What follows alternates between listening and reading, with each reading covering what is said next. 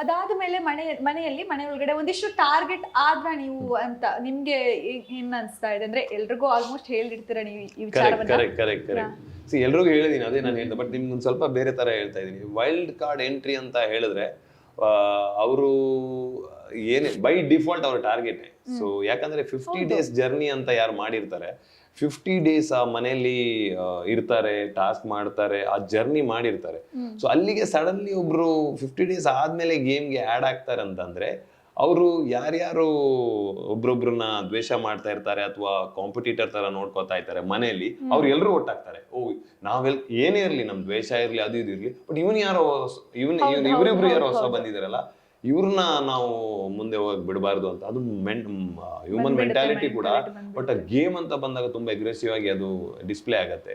So I think ಅದ್ ನಂಗೆ ಗೊತ್ತಿತ್ತು ಕೂಡ, ಬಟ್ ಈ ರೇಂಜ್ ಗೊತ್ತಿರ್ಲಿಲ್ಲ. ಬಟ್ ಗೊತ್ತಿತ್ತು ಟಾರ್ಗೆಟ್ ಆಗ್ತೀನಿ ಅಂತ. ಬಟ್ ಬೇರೆ ಲೆವೆಲ್ ಅಲ್ಲೇ ಟಾರ್ಗೆಟ್ ಆಗಿದ್ದೆ ಆದೆ ಕೂಡ. ಬಟ್ ಐ ಥಿಂಕ್ ನಾನು ಅದಕ್ಕೆ ಸ್ವಲ್ಪ ಪ್ರಿಪೇರ್ ಆಗಿ ಬಂದಿದ್ದೆ. ಆಲ್ಮೋಸ್ಟ್ ಟಾರ್ಗೆಟ್ ಆಗ್ತೀನಿ, ಬೇರೆಯವ್ರ ತರ ಅವರು ಕಂಡೆಮ್ ಮಾಡಕ್ ನೋಡ್ತಾರೆ. ನನ್ನ ಆಕ್ಟಿವಿಟಿ, ಎವ್ರಿ ಆಕ್ಟಿವಿಟಿ ನಾನು ಟಾಪ್ ಎಲ್ಲ ಏನ್ ಮಾಡಿದ್ರು ಟಾಪ್ ಮಾಡಿದ್ರೆ ಮಾತ್ರ ನನಗೆ ಎಲ್ಲೊಂದು ನೋಟಿಸ್ ಆಗ್ತೀನಿ. ಟಾಪ್ಗಿಂತ ಸ್ವಲ್ಪ ಕಡಿಮೆ ಬಂದ್ರು ಏನೋ ನೋಡ್ತಾರೆ ನೆಗೆಟಿವ್ ಅಂತ ಗೊತ್ತಿತ್ತು. ಸೊ ಹಂಗೆ ಆಯ್ತು. ನಾನು ಕೆಲವೊಂದು ಟಾಸ್ಕ್ ಅಲ್ಲಿ ತುಂಬಾ ಚೆನ್ನಾಗಿ ಮಾಡಿದ್ದೀನಿ. ನನ್ಗೆ ಗೊತ್ತು ಯಾವ ತರ ಓಡೋಡಿ ಅಲ್ಲಿ ಬಿದ್ದು ಎದ್ದು ಎಲ್ಲ ತಗೊಂಡ್ ಬಂದಿದ್ದೀನಿ. ಕೆಲವು ಟಾಸ್ಕ್ ಅಲ್ಲೆಲ್ಲ ಮಾಡಿದೀನಿ. ನಾನು ಏನು ನೋಡಿಲ್ಲ, ಕೈ ಕಾಲು ಅದನ್ನೆಲ್ಲ ನೋಡಿಲ್ಲ. ಯಾಕಂದ್ರೆ ಆ ಪಾಯಿಂಟ್ ಅಲ್ಲಿ ನನಗೆ ವಿನ್ ಆಗೋದೇ ಇದ್ದಿದ್ದು.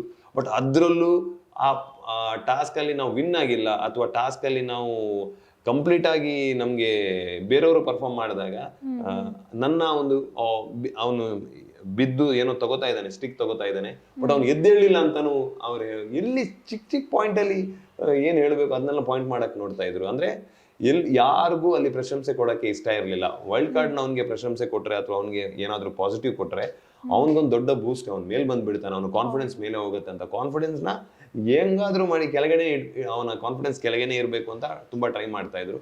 ಬಟ್ ಐ ಥಿಂಕ್ ನಾನು ಆಸ್ ಅ ಪ್ಲೇಯರ್ ನಾನು mentally I think I'm strong ಅಂತಾನೆ ಹೇಳ್ಬೋದು. ಸೊ ಅದನ್ನ ಆಟ ಆಡ್ಕೊಂಡು ಬಂದೆ. ಓಕೆ, ಇನ್ನೊಂದು ಲಾಸ್ಟ್ ಅಲ್ಲಿ ಟಾಸ್ಕ್ ಎಲ್ಲ ಕೊಟ್ಟಿದ್ರಲ್ವಾ ಮಾಡಕ್ಕೆ, ಚಿತ್ರ ಬಿಡ್ಸಕ್ಕೆ. ನಿಮ್ ಚಿತ್ರ ನೋಡಿ ನಮ್ಗೆಲ್ಲರಿಗೂ ಶಾಕ್ ಆಯ್ತು, ಏನಪ್ಪಾ ಇದು ಅಂತ. ಇದುವರೆಗೆ ನಂಗೆ ಅರ್ಥ ಆಗ್ಲಿಲ್ಲ. ಇದು ಕ್ವಶನ್ ಆಕ್ಚುಲಿ ಬಂದಿರ್ಲಿಲ್ಲ. ಒಳ್ಳೆದಾಯ್ತು, ನಿಮ್ಗೆ ಎಲ್ಲೋ ನೆನಪಲ್ಲಿ ಬಂತು ಅನ್ಸುತ್ತೆ. ನಾನು ಮರ್ತ್ಬಿಟ್ಟಿದ್ದೆ ಆಕ್ಚುಲಿ. ಎಲ್ಲ ಸೀರಿಯಸ್ ಆಗಿ ಕೇಳ್ತಾ ಇದ್ರು. ಅದು task, wild task, aggression task, ಅದು ಇದು ಬರ್ತಾ ಇತ್ತು. ಬಟ್ ಇದು ಎಲ್ಲೂ ಬಂದಿಲ್ಲ ಆಕ್ಚುಲಿ. ಚೆನ್ನಾಗಿದೆ, ಒಳ್ಳೆದಾಯ್ತು. ಹೇಳಿದ್ ಕೂಡ ಒಳ್ಳೆದಾಯ್ತು. ತುಂಬಾ ಜನ ಕೇಳ್ತಾ ಇದ್ರು, ಸಿಂಪಲ್ ಚಿತ್ರ ಬಿಡ್ಸಿಲ್ಲ ಕೆಲವೊಂದು ಅಂತ. ತುಕಾಲಿ ಮತ್ತೆ ನಮ್ಗೆ ತುಂಬಾನೇ. ಆದ್ರೂ ನಾವು ಆ ಟಾಸ್ಕ್ ಗೆದ್ದಿದೀವಿ, ಅದೊಂದು ಬೇರೆ ವಿಷಯ. ಅಥವಾ ನೀವು ಲಾಸ್ಟ್ ಡೇ ಹೇಳ್ತಾ ಇದ್ದೀರಾ? ಅದೇ ಫುಲ್ ಲಾಸ್ಟ್ ಎಲ್ರು ಕೂರ್ಸ್ಕೊಂಡ್ಬಿಟ್ಟು ಅಲ್ಲಿ ಚಿತ್ರ ಬಿಡಿಸಿದ್ರು, ಇಬ್ರನ್ನೇ ಕರ್ಸಿದ್ರಲ್ಲ. ಇಬ್ರನ್ನ, ಅದು ಲಾಸ್ಟ್ ಡೇ. ಅದು ಅದಕ್ಕಿಂತ ಮುಂಚೆನೂ ಅದೇ ತರ ಇತ್ತು. ಲಾಸ್ಟ್ ಡೇ ಅಂತ ತುಂಬಾ ಕಷ್ಟ ಇತ್ತು. ಯಾಕಂದ್ರೆ ಒಂದೊಂದು ಅಂದ್ರೆ ನಾಗರಹಾವಲ್ಲ, ಏನೋ ಭಕ್ತ ಕುಂಬಾರ, ಮತ್ತೆ ಮಿಸ್ಟರ್ ಅಂಡ್ ಮಿಸಸ್ ರಾಮಾಚಾರಿ, ಆ ತರ ಎಲ್ಲ ಬಂದಿದ್ದು. ಅದ್ರಲ್ಲಿ ಹೆಂಗ್ ಬಿಡ್ಸೋದು ಅಂತಾನೆ ಗೊತ್ತಾಗಲ್ಲ. ಫಸ್ಟ್ ಆಫ್ ಆಲ್ ನನ್ಗೆ ಒಂದು ಏನು ಮನೆ ಅಂತ ಹೇಳಿದ್ರೇನೆ ಸರಿಯಾಗಿ ಮಾಡಕ್ ಬರಲ್ಲ. ಅಂದ್ರೆ ಆರ್ಟಿಸ್ಟ್ ಅಲ್ಲ ನಾನು. ಡ್ರಾಯಿಂಗ್ ಅಲ್ಲಿ ನಾನು ಸ್ಕೂಲ್ ಡೇಸ್ ಇಂದ ಹೇಳ್ತೀನಿ. ನನ್ನ ಸ್ಕೂಲ್ ಡೇಸ್ ಇಂದ ನನ್ನ ಡ್ರಾಯಿಂಗ್, ಸ್ಕೂಲು, ಕಾಲೇಜು ಅಥವಾ ಹೈಸ್ಕೂಲಲ್ಲೂ ನನ್ ಡ್ರಾಯಿಂಗ್ ಮಾಡ್ತಿದ್ದವ್ರು ಯಾರೋ ಬೇರೆಯವ್ರೆ. ಎಲ್ಲ ಏನ್ ಡ್ರಾಯಿಂಗ್, ನನ್ ಡ್ರಾಯಿಂಗ್ ಅಂತ ಬಂದ್ರೆ ನಾನು ಡ್ರಾಯಿಂಗ್ ಬೇಡ.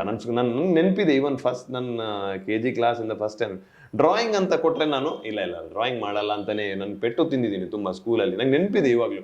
ಯಾಕೋ ಗೊತ್ತಿಲ್ಲ ನನಗೆ ಡ್ರಾಯಿಂಗ್ ಅಂತ ಬಂದಾಗ ಅದೊಂದು ಇಂಟ್ರೆಸ್ಟೇ ಇಲ್ಲ ಹತ್ರ. ಏನೋ ಆಗ್ಬಿಡತ್ತೆ, ಏನೋ ಇದ್ ಮಾಡತ್ತೆ ಅಂತ. ಸೊ ಸ್ಕೂಲಲ್ಲಿ ಯಾರೋ ಮಾಡ್ತಾ ಇದ್ರು ನನಗೆ ಡ್ರಾಯಿಂಗ್ಸ್, ಏನೋ ಆರ್ಟ್ ಇದ್ರು. ಕಾಲೇಜಲ್ಲೂ ನಾನು PCMB ಸ್ಟೂಡೆಂಟ್. ಕಾಲೇಜಲ್ಲಿ ಕೇಳ್ತಾರೆ, ಮುಂದೆ ನಾನು ಹೇಳಿದಾಗೆಲ್ಲ ನಗ್ತಾ ಇದ್ದಾರೆ, ಬಯಾಲಜಿ ಸ್ಟೂಡೆಂಟ್, ನಿಮ್ಗೆ ಎಷ್ಟೆಲ್ಲ ಡ್ರಾಯಿಂಗ್ ಇರುತ್ತೆ ಅಂತ.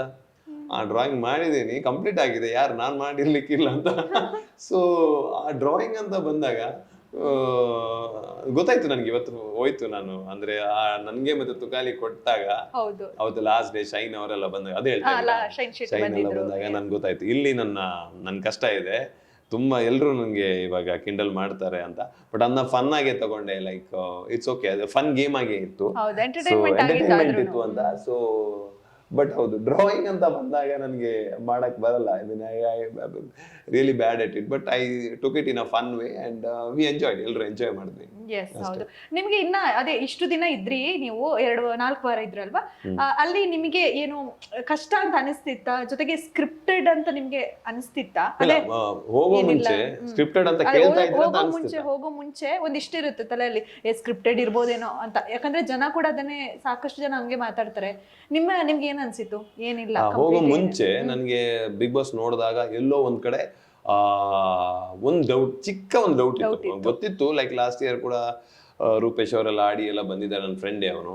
ಸೊ ಕೇಳಿದಾಗ ಅವ್ನು ಹೇಳಿದಾನೆ ಇಲ್ಲ ಯಾವ ತರ ಅಂತ. ಬಟ್ ಆದ್ರೂ ನನ್ಗೆ ಒಂದು ಬ್ಯಾಕ್ ಆಫ್ ಮೈ ಮೈಂಡ್ ಎಲ್ಲೋ ಇತ್ತು, ಮೇ ಬಿ ಎಲ್ಲೋ ಒಂದ್ ಕಡೆ ಗೇಮ್ ಟಾಸ್ಕು ಅಥವಾ ಯಾರ ಹತ್ರ ಹೆಂಗ್ ಮಾತಾಡ್ಬೇಕು ಅದನ್ನ ಹೇಳ್ತಾರ ಏನೋ, ಅಂದ್ರೆ ಜಗಳ ಮಾಡೋದು ಯಾಕೆ ಜಗಳ ಮಾಡ್ತಾರೆ ಇಷ್ಟು ಅಂತ ಅನಿಸ್ತಿತ್ತು. ಲೈಕ್ ಸುಮ್ಮನೆ ಇಷ್ಟೊಂದು ಜಗಳ ಯಾಕೆ ಆಗ್ತಿದೆ ಅಂತ ನನಗೆ ಒಂದು ಡೌಟ್ ಇತ್ತು. ಸೊ ಸ್ಕ್ರಿಪ್ಟ್ ಅಲ್ಲಿ ಏನಾದ್ರು ಸ್ಕ್ರಿಪ್ಟ್ ಅಂತ ಬರತ್ತಾ, ಈ ತರ ಕೂಗ್ಬೇಕು ಅಂತ ನನಗೆಲ್ಲ ಫೀಲ್ ಇತ್ತು ನನಗೆ.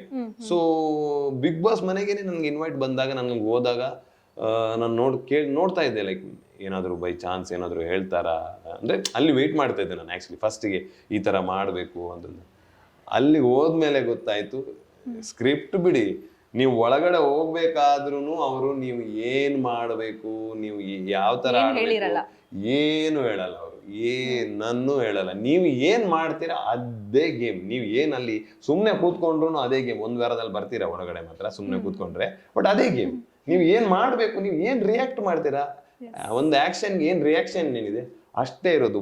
ಅಂದ್ರೆ ಸ್ಕ್ರಿಪ್ಟ್ ಅಂತ ಇದ್ರೆ ನಾನು ಐ ಥಿಂಕ್ ನಾನು ಇಲ್ಲಿ ಇರ್ತಿರ್ಲಿಲ್ಲ. ನಾನು ಒಳ್ಳೆ ಆಕ್ಟರ್ ಆಕ್ಚುಲಿ, ನಾನು ಆಕ್ಟಿಂಗ್ ಮಾಡ್ಕೊಂಡು ಚೆನ್ನಾಗಿ ಆಕ್ಟಿಂಗ್ ಮಾಡ್ತಿದ್ದೆ. ಸ್ಕ್ರಿಪ್ಟ್ ಅಂತ ಇದ್ರೆ ಮೇ ಬಿ ಫಿನಾಲೆ ವರೆಗೆ ಹೋಗ್ಬೋದಾಗಿತ್ತು ಆ ಸ್ಕ್ರಿಪ್ಟ್ ಅನ್ನು. ಯಾಕಂದ್ರೆ ಅಲ್ಲಿ ನಾನ್ ಆಕ್ಟರ್ಸ್ ತುಂಬಾ ಜನ ಇದ್ದಾರೆ. ಸೊ ಅವ್ರಿಗೆ ಅದು ಸ್ಕ್ರಿಪ್ಟ್ ಸ್ವಲ್ಪ ಕಷ್ಟ ಆಗ್ತಿತ್ತು ಸ್ಕ್ರಿಪ್ಟ್ ತಗೊಂಡು ಮಾಡೋದಾದ್ರೆ. ಸೊ ಇಲ್ಲ, I mean it is all about ನಿಮ್ಮ ಹ್ಯೂಮನ್ ನೇಚರ್. ಒಂದು ಮನೆಯಲ್ಲಿ ಹೆಂಗಿರುತ್ತೆ ಅದರ ರಿಯಾಕ್ಷನ್ಸೇ ಆ ಬಿಗ್ ಬಾಸ್ ಅಲ್ಲಿ ಇರುವಂತದ್ದು. 101% ಯಾವತ್ತಿದ್ರು ಆಸ್ ಅ ಪರ್ಸನ್ ನಾನು ಜೆನ್ವಿನ್ ಆಗಿ ಹೇಳ್ಬೋದು. ಒಂದು ಶೋ ನನಗೆ ನಾನು ನೋಡಿದ ಪ್ರಕಾರ, ನಾನು ಇದ್ದ ಪ್ರಕಾರ 1000% like it is genuine show. Super sir. ಅದೇ ಇಷ್ಟೊತ್ತು ನಮ್ ಜೊತೆ ಮಾತನಾಡಿದಿರಾ. ನೆಕ್ಸ್ಟ್ ನಿಮ್ಮ ಜರ್ನಿ ಅದೇ ನೆಕ್ಸ್ಟ್ ಸಿನಿಮಾ ಮಾಡ್ತಿದ್ದೀರಾ ಅಥವಾ ಏನು?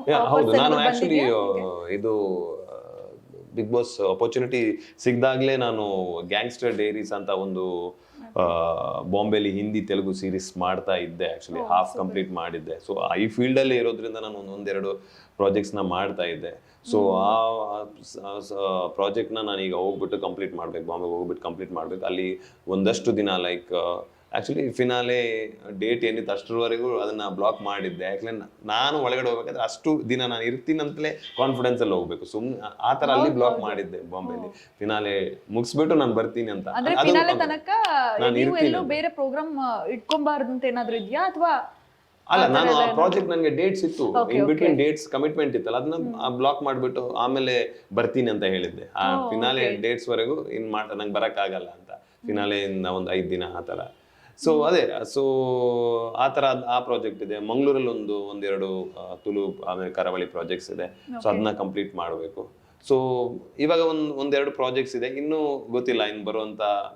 ಈಗ ಜನರೆಲ್ಲ ತುಂಬಾ ಪ್ರೀತಿ ಕೊಡ್ತಾ ಇದ್ದಾರೆ. ಎಲ್ಲ ಕರ್ನಾಟಕದ ಎಲ್ಲ ಜನತೆ ನನ್ನ ನೋಡಿದ್ದಾರೆ. ಅವಿ ಅಂತ ಕರಿತಾ ಇದ್ದಾರೆ ಎಲ್ಲರೂ ಸೋಷಿಯಲ್ ಮೀಡಿಯಾದಲ್ಲಿ. ಅವಿನಾಶ್ ಬಿಟ್ಟ ಹೋಗಿದೆ, ಇವಾಗ ಅವಿ ಅಂತಾನೆ ಕರೆಯೋದು ಎಲ್ಲರೂ. ಅದು ಖುಷಿ ಆಗ್ತಾ ಇದೆ. ಯಾಕಂದ್ರೆ ಅವಿ ಅಂತ ಕರಿತಿರೋದು ಮುಂಚೆ ನನಗೆ ಮೇ ಬಿ ಫ್ರೆಂಡ್ಸ್ ಮತ್ತೆ ಫ್ಯಾಮಿಲಿ ಅವ್ರು ಮಾತ್ರ. ಎಲ್ಲರೂ ಅವಿನಾಶ್ ಶೆಟ್ಟಿನ ಅವಿನಾಶ್ ಆಸ್ತಿಕ್ ಅಂತ ಕರೆಯೋರು. ಬಟ್ ಈಗ ಅವಿ ಅಂತಾನೆ ಕರಿತಾ ಇದ್ದಾರೆ ಎಲ್ಲರೂ.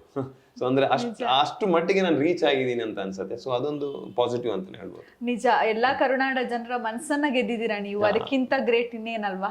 ನಿಜ. Thank you so much sir, ಇಷ್ಟೊತ್ತು ನಮ್ಮ ಈ ಸಂಜೆ ಜೊತೆ ಮಾತನಾಡಿದ್ರೆ. ನಮ್ಮ ಚಾನಲ್ಗೆ ನಿಮ್ ಕಡೆ ಒಂದು ಏನು wish? Okay,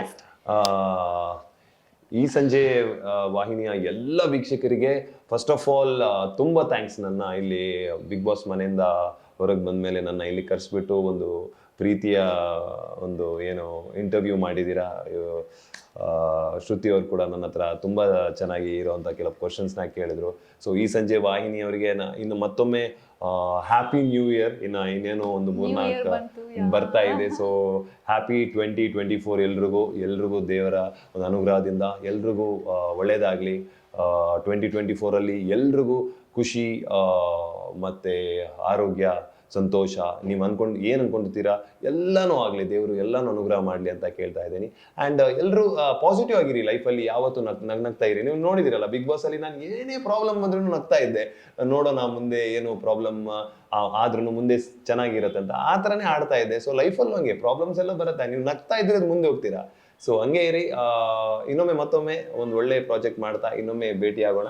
so thank you so much. Thank you so much sir. Yes, ನೋಡಿದ್ರಲ್ಲ ವೀಕ್ಷಕರೇ, ನಮ್ಮ ಕರಾವಳಿಯ ಹುಡುಗ ಆಸ್ತಿಕ್ ಅವಿನಾಶ್ ಶೆಟ್ಟಿ ಅವರು ಬಿಗ್ ಬಾಸ್ಗೆ ಹೋಗಿ ಸಾಕಷ್ಟು ಮೆಮೊರೀಸ್ ಅನ್ನ ನಮ್ಮ ಜೊತೆ ಶೇರ್ ಮಾಡ್ಕೊಂಡ್ರು. ಹಾಗೆಯೇ ಸಾಕಷ್ಟು ಜನರ ಮನಸ್ಸನ್ನ ಇವರು ಗೆದ್ದಿದ್ದಾರೆ ಅಂತ ಹೇಳಿದ್ರೆ ಖಂಡಿತವಾಗ್ಲೂ ತಪ್ಪಾಗ್ಲಾರ್ದು. ಇವರು ಇನ್ನೂ ಕೂಡ ಇವರ ಜರ್ನಿ ಹೀಗೆ ಮುಂದುವರಿಲಿ ಅನ್ನೋದು ನಮ್ಮ ಕೂಡ ಆಶಯ. ಸೊ ಹೀಗೆ ಇನ್ನಿತರ ಸುದ್ದಿಗಳಿಗಾಗಿ ನೋಡ್ತಾ ಇರಿ ಈ ಸಂಜೆ ನ್ಯೂಸ್.